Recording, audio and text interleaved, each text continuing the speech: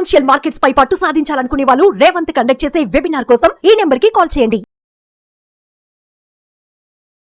నమస్తే, welcome to Suman TV. నేను విష్ణు. ప్రస్తుతంతో పాటు NISM and CRISIL certified wealth manager CWM Revanth Chalamala ఉన్నారు. వారితో మాట్లాడదాం. నమస్తే రేవంత్. నమస్తే అండి. రేవంత్, బంగారం ధరలు బాగానే తగ్గాయి అనిపిస్తోంది. 24 క్యారెట్లు బంగారం ధర ఆల్మోస్ట్ ఒక 73,000 74,000 వరకు వచ్చినట్టుంది. ఎందుకంటే మొన్న 76 77 దాకా చూసాము. 22 క్యారెట్లు 10 గ్రాములేమో ఒక 66 67 వరకు వచ్చాయేమో అనిపిస్తుంది. ఏంటి ప్రస్తుతానికి అంటే ఈ బంగారం ధరలు ఇంత స్వల్పంగా తగ్గడానికి ఎటువంటి కారణాలు దాని వెనుకున్నాయంటారు? సార్, ఎప్పుడైనా కమోడిటీస్ అనేవి గ్లోబల్గా ఉండేటువంటి సర్టనిటీస్ అండ్ అన్సర్టనిటీస్ వీటి మీద రియాక్ట్ అవుతూనే ఉంటాయి. సో బేసిక్గా రీసెంట్గా ఎందుకు పెరిగిందో గమనించాలి. రీసెంట్గా ప్రీవియస్గా ఎందుకు పెరిగింది? మనకు సెంట్రల్ బ్యాంక్స్ యొక్క బయింగ్ విపరీతంగా ఉంది. అటు Chinese central bank, Russian central bank, Indian central banks ఇవన్నీ కూడా కొంతవరకు పర్చేసింగ్ బాగానే చేశాయి. సో బేసిక్గా లాస్ట్ మంత్ వచ్చిన డేటా బట్టి చైనా సెంట్రల్ బ్యాంక్ వాటి యొక్క బయింగ్స్ని ఆపేసింది. సో రీసెంట్గా మళ్ళీ బయింగ్స్ ఆపేయటం వల్ల ఒక 4.5 to 5% వరకు కూడా గోల్డ్లో ఆల్మోస్ట్ మంచి కరెక్షనే జరిగింది. 5% కరెక్షన్ జరగడం అనేది గోల్డ్లో మంచి కరెక్షన్ కింద మనం కన్సిడర్ చేయాలి. సో బేసిక్గా ఇది ఇలానే కంటిన్యూ అవుద్దా అనేది మాత్రం మనం నెక్స్ట్ వచ్చే అప్డేట్స్ని దృష్టిలో పెట్టుకొని చూడాలి.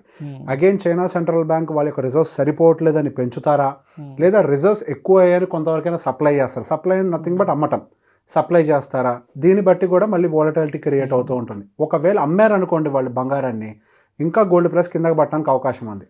సో బేసిక్గా ఈ నెలాఖరు, ఇది జూన్ కదా, సో జూన్ నెలాఖరు కంప్లీట్ అయ్యే టైంకి మనకి చైనీస్ సెంట్రల్ బ్యాంక్ యొక్క రిజర్వ్స్ ఎలా ఉన్నాయి అనేది అప్డేట్ తెలుస్తుంది. ఆ అప్డేట్ని బేస్ చేసుకొని అగైన్ మనకి మార్కెట్లో ఈ వాలటిలిటీ కూడా క్రియేట్ అవుతుంది. సో మంత్ ఆన్ మంత్ డేటాని బట్టి మనం చూసుకుంటూ ఉండాలి. మరి గమనించినట్లయితే ఈ మంత్ స్టార్టింగ్ నుంచి కొంతవరకు డౌన్ఫాల్ స్టార్ట్ అయింది ఆ డేటాస్ వచ్చిన దగ్గర నుంచి. అండ్ దాంతో పాటుగా పర్టికులర్గా మనకు 11-12 తారీఖుల్లో కూడా గోల్డ్ ప్రైస్లో కొంత ఫాల్ కనిపించింది. దానికి గల ప్రధాన కారణం సింపుల్. బేసిక్గా మనకి US ఫెడ్ రిలేటెడ్ మీటింగ్ కూడా జరిగింది 11వ తారీఖు మిడ్ నైట్ మన ఇండియన్ స్టాండర్డ్ టైం ప్రకారం. సో బేసిక్గా ఆ రోజు జరిగిన మీటింగ్లో కొంతవరకు ఏమన్నా వడ్డీ రేట్లు తగ్గింపు గురించి ఏమన్నా పాజిటివ్గా మాట్లాడతారా అని అంటే నెగిటివ్గా ఏం మాట్లాడలేదు వాళ్ళు. కాకపోతే ఒక రేట్ కట్టే ఉండొచ్చు అనేది మాత్రం చెప్పారు. సో ఈ రెండింటికి మధ్యలో కోరిలేషన్ ఏంటి? సింపుల్. గోల్డ్ అనేది ఒక వాలటైల్, ఎంత వద్దన్నా కొంత వాలటాలిటీ పైకి కిందకి తిరుగుతూ ఉంటుంది. దాంతో కంపేర్ చేస్తే సేఫ్గా ఉండే అసెట్ ఏంటి? Fixed deposits. సో ఫిక్స్డ్ డిపాజిట్స్లోకి వచ్చేసరికి వాళ్ళు ఇంట్రెస్ట్ రేట్స్ అక్కడ ఎక్కువగా వస్తున్నప్పుడు గోల్డ్లో ఇన్వెస్ట్ చేయడానికి పెద్దగా ఇంట్రెస్ట్ చూపి పెద్ద ఇన్స్టిట్యూషన్స్, నేను ఇండివిజువల్ పర్సన్ గురించి మాట్లాడలే. సో బేసిక్గా అగైన్ ఇన్వెస్ట్మెంట్స్ అన్నీ కూడా బాండ్స్లోకో FDస్లోకో వెళ్ళిపోతాయి కాబట్టి వీటిలో పెద్దగా ఇంట్రెస్ట్ చూపించరు అని ఒక ఫియర్ తోటి కొంతవరకు కరెక్షన్ జరిగింది. దీనికంటే 2-3 రోజుల ముందు వరకు మాత్రం కొంతవరకు రికవర్ అయినట్టుగా కనిపించింది. దానికి గల కారణం ఏంటంటే European central bank interest rate cut మీద ఫేవరబుల్గా ఉంది. సో ఇంట్రెస్ట్ రేట్ కట్ అక్కడ జరిగితే అక్కడ ఇక వడ్డీ రేట్లు ఫేవరబుల్గా ఉండవు కాబట్టి పెట్టుబడులన్నీ అగైన్ ఇక్కడికి వస్తాయి. సో నెక్స్ట్ మన సినారియో ఏం జరగబోతుంది? సో అప్కమింగ్ సినారియో మనం గమనిస్తే అటు యూరోపియన్ సెంట్రల్ బ్యాంక్ ఆల్రెడీ వడ్డీ రేట్లను తగ్గడానికి ప్రిపేర్ అయిపోయింది, ఒక కట్ కూడా ఇచ్చింది. నెక్స్ట్ మనకి ఒక కట్ ఫెడ్ వైపు నుంచి ఉండొచ్చు. ఫెడ్ ఇంట్రెస్ట్ రేట్ కట్ ఒకటి జరిగింది అని అంటే RBI కూడా ఒక ఫెడ్ ఇంట్రెస్ట్ రేట్ కట్ విధించవచ్చు. సో బేసిక్గా ఇంట్రెస్ట్ రేట్ కట్స్ అని కనుక వచ్చాయని అంటే పెట్టుబడులు కొంతవరకు గోల్డ్ వైపుగా మారడానికి కూడా అవకాశాలు ఉన్నాయి. సో బేసిక్గా 2025 సంవత్సరంలో కూడా మల్టిపుల్ కట్స్ ఉంటాయి అనే విషయం గురించి కూడా డిస్కషన్ జరిగింది నిన్న ఫెడ్ మీటింగ్లో. సో ఈ మల్టిపుల్ కట్స్ అంటే every time Fed interest rate cut జరిగినప్పుడల్లా సో మనకి గోల్డ్ రేట్స్ అనేవి పెరగడానికి ప్రాబబిలిటీ ఉంది. And of course other economic situations కూడా మనకు కొంతవరకు ఫేవరబుల్గా ఉండాలి. మన ఇక్కడ ఎంత కట్స్ విధించిన ఈ సెంట్రల్ బ్యాంక్స్, ఇప్పుడున్నటువంటి రిజర్వ్ బ్యాంక్స్ అన్నీ కూడా మళ్ళీ వాళ్ళకున్న ఎక్సెస్ రిజర్వ్స్ అమ్మేయడం మొదలు పెట్టారనుకోండి, గోల్డ్ పైకి వెళ్దు. సో బేసిక్గా ఫండమెంటల్స్ ఏంటంటే మనం రెగ్యులర్గా పీరియాడికల్గా ఇట్లా వీడియోలు చేసుకుంటూనే ఉందాం. బట్ ఇప్పుడున్న డేటా ప్రకారం అంత ఈజీగా సప్లై అయితే మొదలు పెట్టరు వాళ్ళు, అంటే అమ్మటం అయితే మొదలు పెట్టరు. డెఫినెట్గా గోయింగ్ ఫర్దర్ మనకు కొంతవరకు ఫెడ్ ఇంట్రెస్ట్ రేట్ కట్స్ అయితే ఉపయోగపడతాయని అనుకుంటున్నా. ఫెడ్ అయి ఉండొచ్చు, RBI అయి ఉండొచ్చు, యూరోపియన్ బ్యాంక్స్ అయి ఉండొచ్చు. ఈ ఇంట్రెస్ట్ రేట్ కట్స్ అన్ని కూడా కొంతవరకు ఉపయోగపడతాయి అనేది నా మెయిన్ ఇంటెన్షన్ అంతా. అండ్ హవెవర్ మనకి వార్ రిలేటెడ్ ఇష్యూస్ ఏవి కూడా సబ్సైడ్ కాలే. ఇంకా రష్యన్ ఉక్రెయిన్ వార్ ఇంకా అలానే ఉంది. It is alive. ఇప్పటికీ పూర్తి అయిపోయిందని అనౌన్స్మెంట్ లేదు. స్టిల్ మనకి ఇజ్రాయెల్ రిలేటెడ్ వార్ ఇంకా అలానే ఉంది, ఇంకా అది సబ్సైడ్ కాలేదు. ఇంకేమన్నా మధ్యలో ఎస్కలేట్ అయ్యాయి అనుకోండి, అది గోల్డ్కి బూస్ట్ అవుతుంది. అండ్ రిసెషన్కి రిలేటెడ్గా ఏమైనా న్యూస్లు వచ్చాయనుకోండి, గోల్డ్కి న్యూస్ అవుతుంది. అండ్ నెక్స్ట్ ఏమైనా వార్స్ కొత్తగా అనౌన్స్ అయ్యాయనుకోండి, మళ్ళీ గోల్డ్కి బూస్ట్ అవుతుంది. సో బేసిక్ ఇప్పుడు కిందకి పడటం కంటే కూడా పైకి లెగటానికి ఎక్కువ ప్రాబబిలిటీస్ ఏంటి? Uncertainty in between the nations, uncertainty in the economy of the nations and interest rate cuts. So బేసిక్గా గోల్డ్ పంప్ అవ్వటానికి ఈ 3 మేజర్ రీజన్స్ కూడా నాకు కనిపిస్తున్నాయి. అండ్ నెక్స్ట్ నేను చదివిన డేటాస్ ప్రకారం కూడా ఇక్కడ నుంచి 10% అయితే పెరగడానికి మ్యాక్సిమం ప్రాబబిలిటీ కనిపిస్తుంది. అలానే 20% వరకు కూడా ఛాన్సెస్ కనిపిస్తున్నాయి. అంటే 75,000 రూపాయల నుంచి సుమారు ఇంకో 30,000 రూపాయలు, అంటే సుమారు 1,00,000 టచ్ అవ్వడానికి కూడా 2025 ఎండింగ్ టైం కల్లా, ఇప్పుడు కాదు 2025 ఎండింగ్ టైం కల్లా రీచ్ అవ్వడానికి కొంత ప్రాబబిలిటీ కనిపిస్తుంది. On what conditions? Interest rate cuts favourable, recession ఏదైనా హిట్ అయితే ఇంకా స్పీడ్గా వెళ్తుంది, వార్ సినారియోస్ ఏమైనా ఎస్కలేట్ అయినా కొత్తగా వచ్చినా స్పీడ్ పెరుగుతుంది. అవేవీ లేవు, జస్ట్ ఇంట్రెస్ట్ రేట్ కట్టే కొద్దిగా వస్తుంది అని అనుకోండి, ఒక 10 to 15% పెరగచ్చు.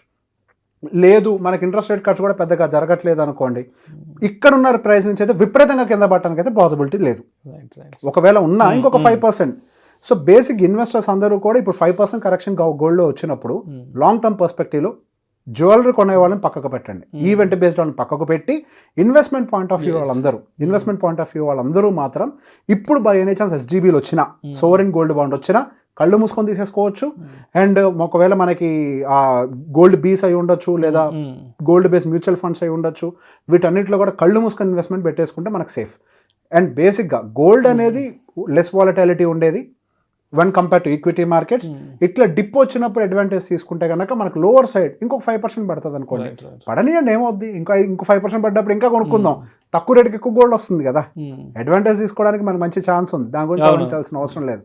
అండ్ ప్రతి పోర్ట్ఫోలియోలో ఖచ్చితంగా ఒక 5% వరకు గోల్డ్ని మెయింటైన్ చేయడానికి ట్రై చేయాలి, మినిమం 5%. మరి అగ్రెసివ్ ఈక్విటీలోకి కూడా వెళ్ళిపోకండి, కొంత 5% షేర్ మెయింటైన్ చేయండి. ఎప్పుడు పెంచాలా 5% అని అంటే పడ్డప్పుడల్లా 5% పడ్డప్పుడల్లా యాడ్ చేయండి, కొద్దిగా యాడ్ చేసుకుంటూ పోండి. ఒక మంచి గోల్డ్ రేషియో మెయింటైన్ చేస్తే బంగారానికి ఎప్పుడు కూడా ఒక విలువ ఉంటుందండి. ప్రపంచంలో యుద్ధం జరిగింది అనుకోండి, వరల్డ్ వార్ జరిగింది అనుకోండి, కరెన్సీకి విలువ ఉండదు, అప్పుడు విలువ ఉండదు ఒకే దానికి, అది బంగారం. సో బంగారాన్ని ఎప్పుడు మెయింటైన్ చేయండి, కొంత గోల్డ్ ఫిజికల్గా మెయింటైన్ చేయండి, డిజిటల్గా కూడా మెయింటైన్ చేయండి, ఎంత అవసరమో అంత ఫిజికల్, ఇన్వెస్ట్మెంట్ పర్పస్ అంతా డిజిటల్గా మెయింటైన్ చేయండి. సో బేసిక్గా గోల్డ్ అనేది టఫ్ టైమ్స్లో ఎప్పుడైనా ఉపయోగపడుతుంది, there is no doubt. Gold ఏమి ప్రపంచ దేశాలకే ఉపయోగపడుతుంది, ఇండివిజువల్స్ మనకి ఇంకా చెప్పాల్సిన. ఇప్పుడు ప్రపంచవ్యాప్తంగా ఏదన్నా foreign currency exchange related issues వచ్చినా అప్పుడు వాడేది గోల్డ్నే, ఏదన్నా ఆర్థికంగా దేశాలు ఇబ్బందుల్లోకి వెళ్ళినా అప్పుడు గోల్డ్ యూజ్ చేస్తారు, అన్నిటికీ కూడా మూలం గోల్డే. సో గోల్డ్ అనేది డెఫినెట్గా ఒక రిజర్వ్ లాగా ఉండాలి. But excessive accumulation of gold is also risky. Accumulate gold when ever there is a dip. And నేనైతే పర్సనల్గా బిలీవ్ చేసేది, ఇప్పుడు ఏదైతే గోల్డ్ రేంజ్ ఉందో ఒక అక్యుములేషన్ జోనే, ఒకవేళ దానికంటే కిందకు వస్తే ఇంకొక 5% కూడా మళ్ళీ ఛాన్స్ ఇస్తుంది, అది ఇంకా బెటర్ అక్యుములేషన్ జోన్. సో అక్కడ అక్యుములేట్ చేయొచ్చు, ఇక్కడ అక్యుములేట్ చేయొచ్చు, మల్టిపుల్ ప్లేసెస్లో అక్యుములేట్ చేయండి. 5% దగ్గర ఒకటి, ఇంకో 5% పడితే అది యావరేజ్ అవుతుంది. మీకు యావరేజ్గా టాప్ నుంచి ఒక 7% బిలో మీకు అక్యుములేషన్ యావరేజ్ వస్తుంది 2 లెవెల్స్ మీరు అక్యుములేట్ చేస్తే. బట్ ఇదైతే మంచి రేంజే. బట్ ఒకవేళ ఇది బ్రేక్ అయితే ఇంకొంచెం కిందకు వస్తుంది గ్యారెంటీ. వీల్ ఫాలో అప్ రెగ్యులర్గా, మనం చూద్దాం మళ్ళీ నెక్స్ట్ న్యూస్లో ఏమొస్తున్నాయి, ఫెడ్ రిలేటెడ్గా ఎలాంటి అప్డేట్స్ వస్తున్నాయి.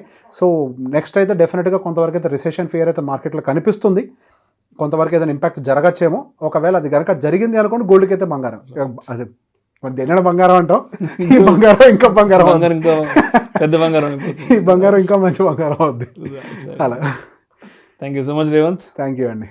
సుమన్ టీవీలో మీ పర్సనల్ అండ్ బిజినెస్ ప్రమోషన్స్ కోసం కింది నెంబర్కి కాంటాక్ట్ చేయండి.